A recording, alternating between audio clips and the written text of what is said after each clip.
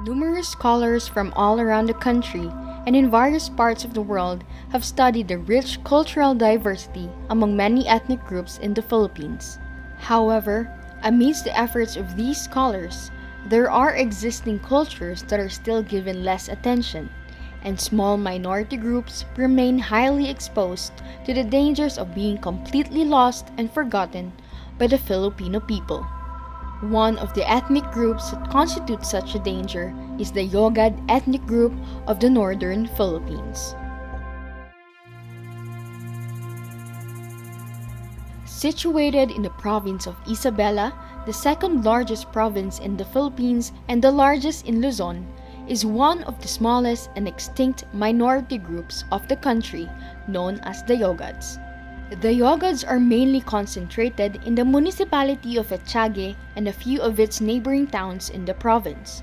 They are described to have features such as brown eyes, straight black hair, and support a complexion of a reddish-brown to dark brown color. Henry Otley Beyer in 1917 classified their language, YOGAD, as a dialect or subgroup of the Gadang language that is used in the same province. Many of you may not be familiar with them or may not even be knowledgeable of their existence, but these ethnic groups conquered thousands of years of resistance.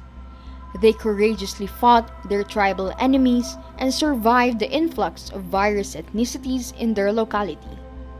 However, the persisting influence of Christianity gradually took over many parts of their locality. Hence, birthing many Christianized YOGADs, and which eventually resulted in the gradual depreciation of the strict observance of their customs and traditions. One of the sacred beliefs of the YOGAD group that is in peril of being lost is the Andakit, or more popularly known as the Bangka ritual. The Andakit is a YOGAD term pertaining to their boat healing ritual that is performed by the elderly people of the YOGAD who have sufficient knowledge of the said ritual and are deemed as YOGAD healers. It is a 2-day ritual composed of preparation and the actual healing ceremony. On the first day of the ritual, the healer creates 2 mini boat paddles and a miniature boat called dakit that is wrapped and covered with colorful crepe paper to attract the spirit. Yung mangukat ito bangka, galgano katabang, awano katabang, kunano to bunga, to crepe paper. Ano, mabalin yung abong ngayon ya, kunano to makan to naggoya to bangka. Kunano to bagas, ilog, maman, binarayan, tabako, dekat, mabaw, ano piyak. Locals say that only the healers can create these boats as they are the spirit's chosen instruments to aid those who are sick.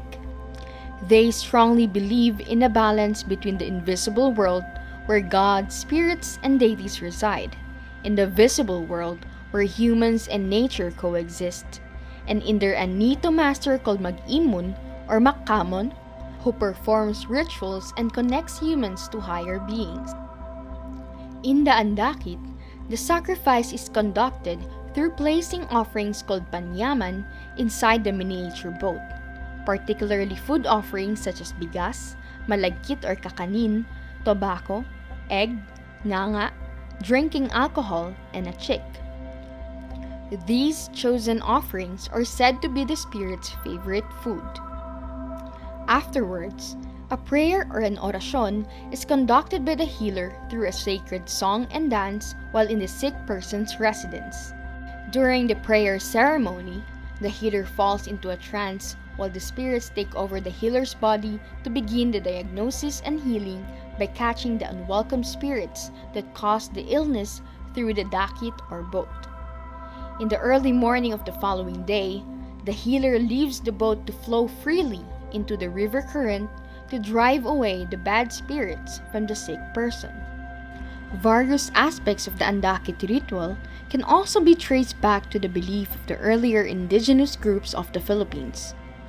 From the boat ritual of the Bajau in Tawi-Tawi and to the use of a boat to represent the journey into the other side or of the afterlife, can be recalled in the both figures found in the lid of manunggul jars that were excavated in the Tabon Caves in Palawan.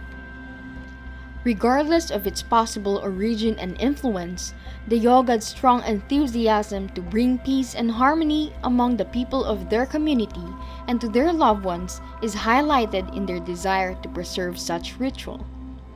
Healing serves as a way to express their care and love for the members of their community. This only shows how they give significance to the people around them and how they consider health and wellness as an important aspect in preserving the balance between the invisible and the visible world. Sa aking komunidad, mahalaga ito sapagkat karamihan ng mga tao dito sa aming komunidad ay sinasagawa ang ritual na ito nang sa ganun ay gumaling sila sa kanilang mga karamdaman. This ritual is performed whenever any member of their community asks for help in relieving their ailments. Younger generations can freely witness their parents or grandparents perform the Andakit. However, during this time of pandemic, it is now rarely performed due to the dangers of the spread of the coronavirus.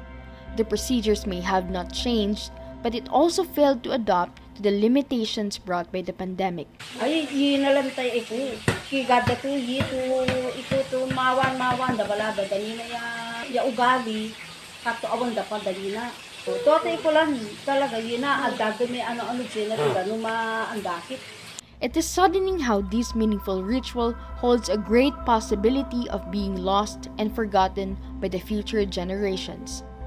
There are remaining YOGAD people who have successfully passed down their traditions and continuously practice their indigenous beliefs, but at the same time, some fail to properly teach the younger generation as death comes upon them before they do so, or the younger generation do not show much interest in learning their traditions.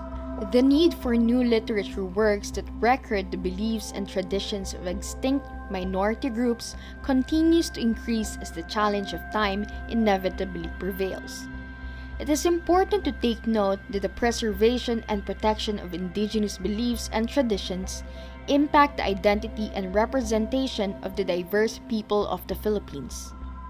Similar to the characteristic of the YOGAD group of wanting safety and protection of their members from the unseen and the unknown, may we also realize the significance of preserving such rituals before the unknown becomes them.